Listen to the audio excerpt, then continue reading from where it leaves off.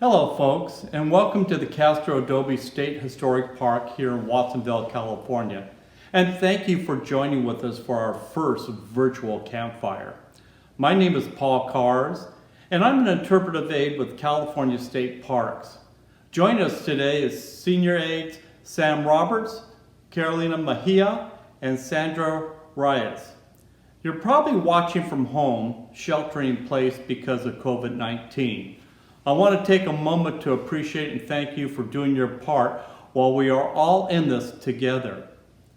Before we start our evening of campfire festivities tonight, I'd like to take a moment to acknowledge that the Castro Adobe sits on the land of the Waswas and Mutsun-speaking Ohlone tribes who were the original stewards of this region.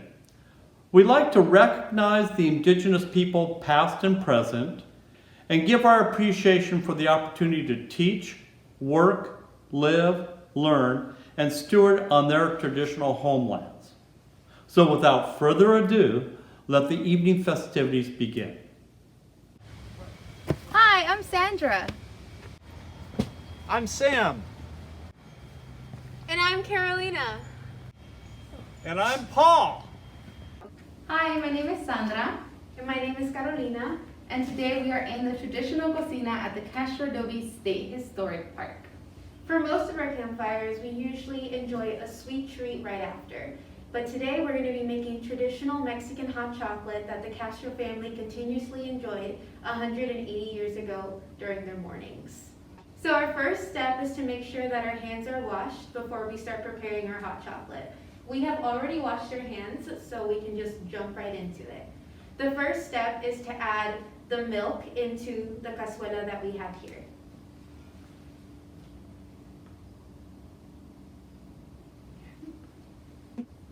Now that we have our milk in our pot, I want to go ahead and introduce to you guys molinillos. This is a very important and traditional tool that was used to make our hot chocolate. You use it to kind of bubble it up, add some texture to it, make sure it's blended in good with the milk.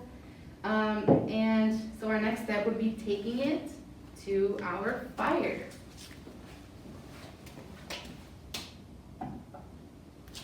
So you want to go ahead and wait 5 to 7 minutes for your milk to be nice and warm. One important tip, milk does tend to stick on the pan, so make sure you are mixing it or you are using your molinillos to bubble it up. We're going to be adding our hot chocolate to the boiling milk. After we have put our milk to boil and it's ready, we can add our chocolate.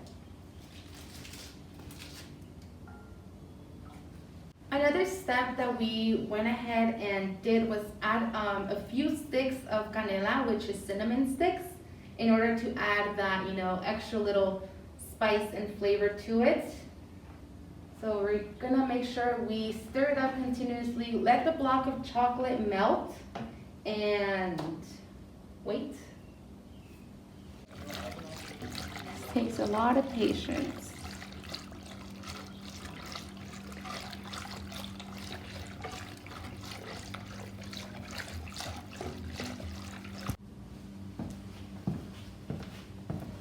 Hey Sandra, Hi Carolina. is the hot chocolate ready yet? No, I've been waiting a while. I think it's like 2 more minutes left. 2 more minutes. Yeah. I actually know a song that we can sing while we wait. Oh yeah? Yeah, it's called Bate Bate Chocolate. Oh, I know that song. Do you guys know that song? If you do, please join us in singing. Okay, so we need our molinillos. And we start. Okay. Bate, bate, chocolate con harina y con tomate. 1, 2, 3, cho. 1, 2, 3, co. 1, 2, 3, la. Y 1, 2, 3, te. Chocolate, chocolate, chocolate. Is the hot chocolate ready yet? It's finally ready. Yay! Thank you for joining us. Enjoy your hot chocolate. Bye. Hey everyone, my name's Sam, and today I'm here to talk to you all about bears. Why bears, you might ask? It's California, there's no bears here. Well, there aren't now, but there were 200 years ago when the Castros came here to Santa Cruz.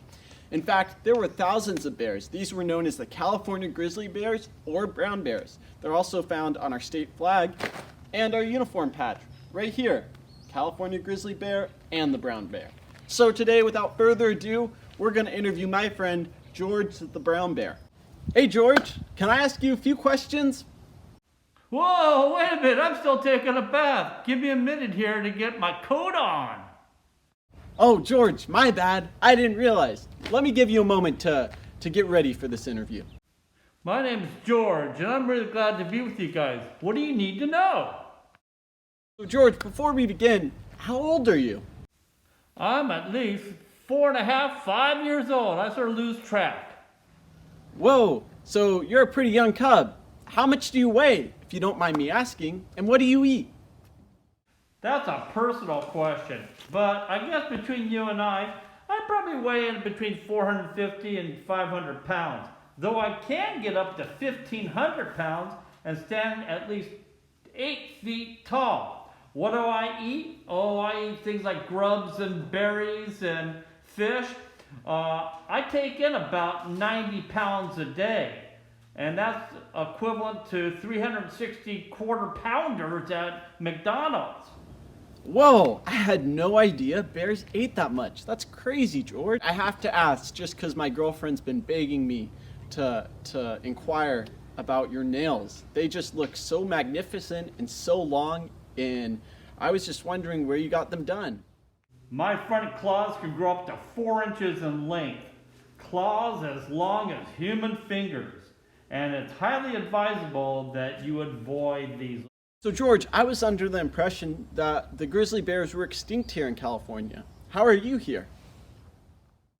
There's probably about 50,000 grizzly brown bears here in North America, but there's about 1,200 of us found in the lower 48 United States. So I figured I'd come on down here and visit with you folks and share a little bit of history about us since we no longer live in this area. George, with a creature your size, how fast do you move? I can move 35 miles an hour, and that's pretty fast compared to what you humans can do, which one of your professional athletes can do at least 25 miles an hour. So George, you mentioned your grandparents lived here. Did they tell you any stories about the Castros? They told me about how before the Mexican-American War in 1846, lasso-toting horsemen known as vaqueros hunted us down to near extinction. California grizzlies were most sought after for our intrinsic fighting qualities, especially when we were coerced into combat with a bull, an event that served as entertainment for crowds on many Sunday afternoons. They called it bear baiting, and it was brought by the conquistadors, but the sport itself is as old as Rome. Let me show you a snapshot of what it looks like fighting in the pit with a bull.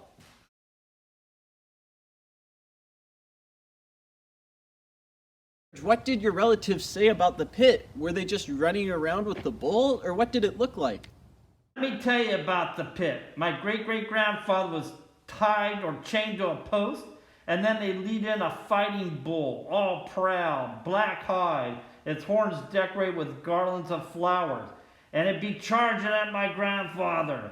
And it seemed like the bull was the favorite because bull represented Spain and my grandfather, the grizzly, represented California. Well, don't worry, George. We don't have bear and bull fights here anymore. That's a relic of the past. Feel free to roam around the Castro Adobe. Well, I'm going to take you up on that invitation to hang around here. I saw a couple orchards that had lots of apples, and those look yummy. Well, thank you so much for joining us today, George. I am so thankful for all your informative answers that you provided with us. I hope you have a safe journey back to Canada, and we'll see you next time. Bye, George. Hi guys, so for this part of our campfire, we're going to be reading you a fable. A fable is a story that we've made up that tells a moral, which is something that you can learn. The fabled is called The Prospect and the Bear. A prospector is a person who is in search for gold. So this takes place during the gold rush.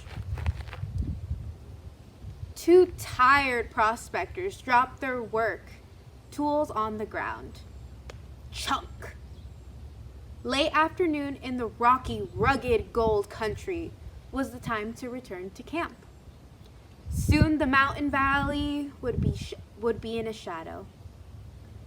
One man wore a top hat. "I hope tomorrow is the day that we find gold," said Top Hat. The other man had a red vest with many patches. "Well, we'll just stick together until we get rich," said Red Vest. "That's what friends do." The two men had not been in the country for too long. So when their paths led them to a blackberry thicket, they stopped to pick some. They didn't know that grizzly bears liked blackberries too. Sure enough, a grizzly bear rose from the blackberry patch and made a startled noise. Woof! Berry juice dripped from his long claws and his fearsome jaw. Up on his hind legs, Grizzly was taller than the tip-top of the top hat. Both frightened men yelled, "Climb a tree!" But there was only one tree nearby. Red Vest goes up the tree very fast. "Help me get into the tree with you," cried Top Hat. "Sorry, friend," said Red Vest. "There's only room for me." With no other place to hide, Top Hat squirmed into a hollow log. He lost one boot and his hat. Grizzly sniffed the log. He sniffed Top Hat's feet. The feet did not smell well. The bear tried the other end of the log. "It's all over for me," thought Top Hat. "He's going to bite my head off." Grizzly put his huge muzzle close to the man's ear and whispered. "Psst, psst, psst, psst." Then the bear disappeared into the forest to search for another berry patch. Top Hat crawled out of the log. He was surprised to still have a head. He pulled on his boot and he put on his crushed hat. He was angry because Red Vest hadn't shared the tree. Red Vest climbed down from the tree. He felt ashamed, but also curious. It sure looked like that Grizzly was whispering in your ear, but bears can't talk. "Well, that bear could talk," said Top Hat. "He told me to find a new friend." So the moral of this story is that friends have to stick together through thick and thin. Thank you for joining us for this part of our campfire.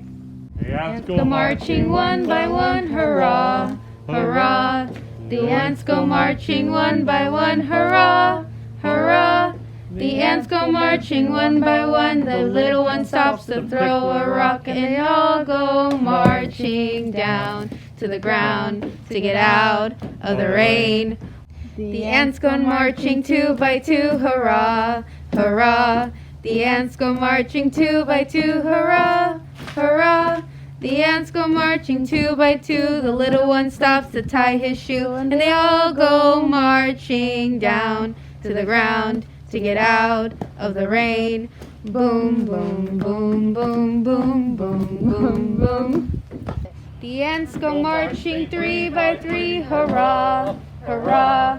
The ants go marching three by three, hurrah, hurrah. The ants go marching three by three. The little one stops to climb a tree, and they all go marching down to the ground to get out of the rain. Boom, boom, boom, boom, boom, boom.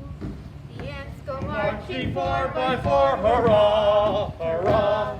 The ants go marching four by four, hurrah, hurrah. The ants go marching four by four. The little one stops to shut the door. and we all go marching down to the ground to get out of the rain. Boom, boom, boom, boom, boom. The ants go marching five by five, hurrah, hurrah. The ants go marching five by five, hurrah, hurrah. Wait. There's only four of us, guys. How are we gonna do this without a fifth person? Why don't you join us and be the fifth person? Yay! All right, everyone, let's start from the top. All right. The ants go marching 5 by 5, hurrah, hurrah. The ants go marching 5 by 5, hurrah, hurrah. The ants go marching 5 by 5, and they all stop to say goodbye. We all